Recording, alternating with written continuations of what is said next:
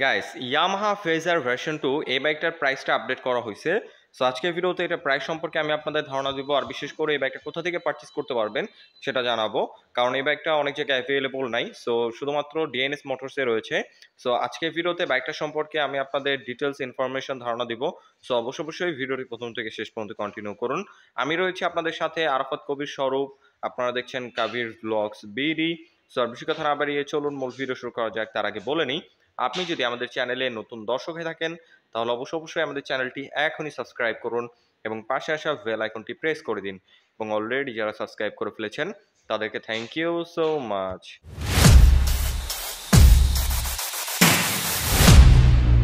Alright guys, আপনারা যারা বাইকটা পারচেস করবেন তাদের সুবিধার্থে সর্বপ্রথম এটা স্পেসিফিকেশনটা শেয়ার করি। চলে আসে এটা মেইন পার্ট ইঞ্জিনে। এটা হলো 4 stroke single cylinder 2 valve air cool FI SOHC 149 CC এর ইঞ্জিন। এটার ইঞ্জিনটা হচ্ছে ইয়ামাহা এফজেডএস ভার্সন 2 যে ইঞ্জিনটা রয়েছে same engine. So engine specification সেমই হবে। এটার ম্যাক্সিমাম পাওয়ার প্রডিউস হয় 13.2 পিএস 8000 আরপিএম, আর ম্যাক্সিমাম টর্ক প্রডিউস হয় 12.8 নিউটন মিটার 6000 আরপিএম। মোটামুটি পাওয়ারফুল একটা ইঞ্জিন পাচ্ছেন, আর বিশেষ করে এটার ইঞ্জিনের স্মুথনেস খুবই ভালো হবে। আর এটার ব্রেকিং নিয়ে যদি কথা বলি, এটার মধ্যে শুধুমাত্র একটা অপশনই হয়, সেটা হলো সিঙ্গেল ডিস্ক। সামনে 266 মিলিমিটারের যথেষ্ট বড় সাইজের একটা ডিস্ক রয়েছে ভাইব্রেট 2 পিস্টন ব্রেক ক্যালিপার। আর রেয়ারে যদি নিয়ে আসি, রেয়ারে আপনারা পাবেন 130 মিলিমিটারের ড্রাম ব্রেক।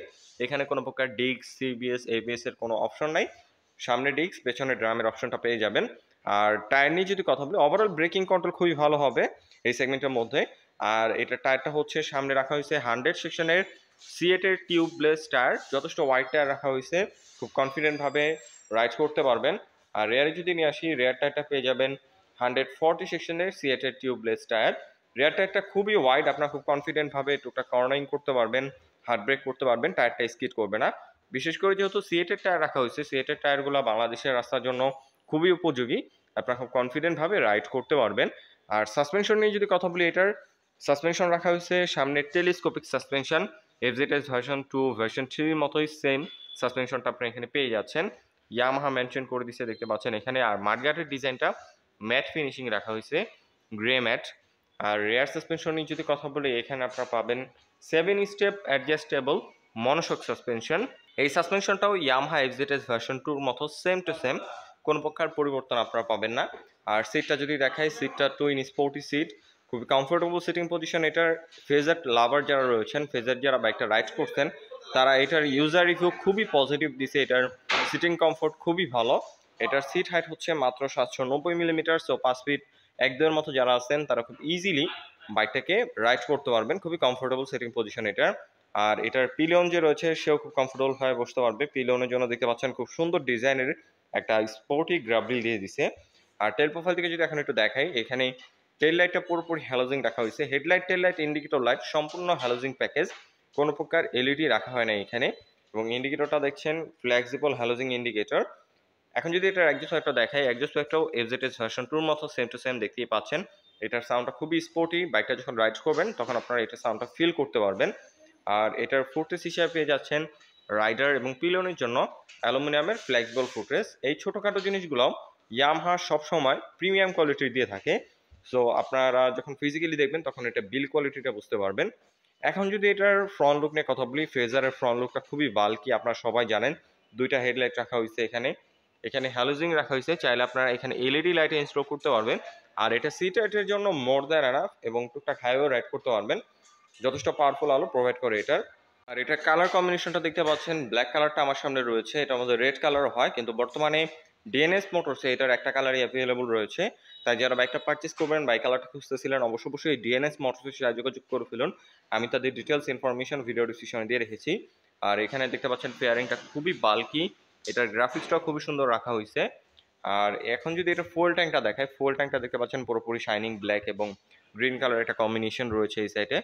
আর উপরে যদি নিয়ে আসি, এখানে ককপিট ভিউটা বা মিটার ভিউটা যদি একটু দেখাই, দেখতে পাচ্ছেন খুবই সুন্দর। আপনারা যখন রাইড করবেন তখন এটার ভিউটা এনজয় করবেন। এখানে ফুললি ডিজিটাল মিটার রাখা হয়েছে এবং মিটারটাও এফজেডএস ভার্সন 2 মতো সেম টু সেম। রেগুলার রাইডের জন্য টুকটাক যে ইনফরমেশন দরকার সেগুলো এখানে শো করবে, কিন্তু বলে রাখি এখানে কোনো প্রকার ডিজিটালি গিয়ার ইন্ডিকেটর নাই। আর হ্যান্ডেলবার হিসাবে এখানে আপনারা পেয়ে যাবেন পাইপ হ্যান্ডেলবার, এটা কন্ট্রোলিং খুবই ভালো, সিটিং পজিশনের সাথে এটা হ্যান্ডেলবার পজিশনটা খুব সুন্দরভাবে অ্যাডজাস্ট করা হয়েছে। আপনার যদি অনেকক্ষণ বসে বাইকটা রাইড করেন, আপনার খুব সহজে হ্যান্ড পেন বা ব্যাক পেন হবে না, খুব কমফোর্টেবলভাবে লং ট্যুর দেওয়া যাবে। আর এটা কন্ট্রোলিং সুইচ নিয়ে কথা বলে ইঞ্জিন অফ করার সুইচটা পাচ্ছেন।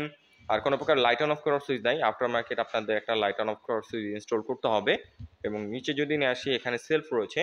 আর বাইকটাকে শুধুমাত্র আপনারা সেলফের সাহায্যে স্টার্ট করতে পারবেন, কোনো প্রকার কিকের সিস্টেম এখানে নাই।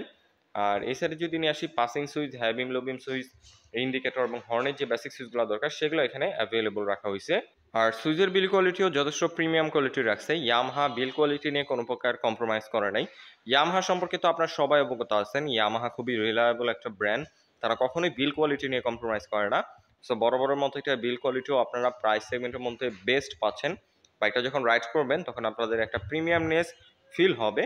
আর এটার গ্রাউন্ড ক্লিয়ারেন্স নিয়ে যদি কথা বলি, এটার গ্রাউন্ড ক্লিয়ারেন্স রাখা হয়েছে 160 মিলিমিটার, যেটা বাংলাদেশের রাস্তার জন্য ইনাফ। যে কোনো রাস্তায় আপনারা খুব ইজিলি রাইড করতে পারবেন। স্পিড ব্রেকার অথবা ভাঙাচোরা রাস্তা বাজার সম্ভাবনা খুবই কম।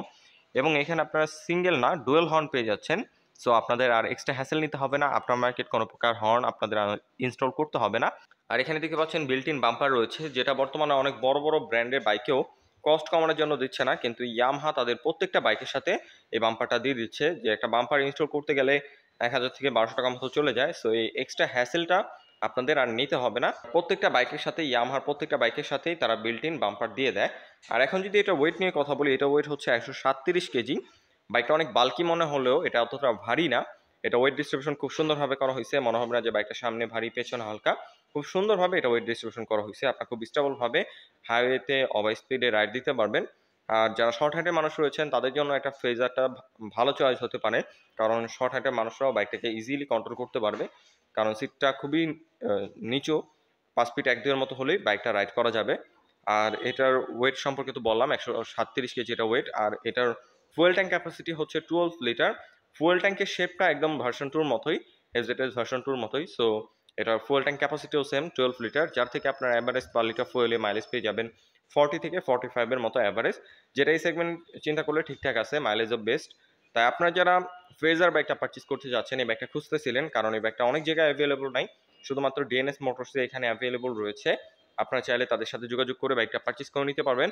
প্রাইস সম্পর্কে যদি বলি, এটা প্রাইসটা আগে থেকে একটু আপডেট করছে, বাড়ানো হয়েছে প্রাইসটা হচ্ছে এটা বর্তমানে 3,30,000 টাকা, যেটা 3,25,000 টাকা ছিল। সো 5,000 টাকা এটা বাড়ানো হয়েছে, যেহেতু ডলার রেট বেশি, বিভিন্ন কারণে এটা প্রাইসটা বেড়ে গেছে।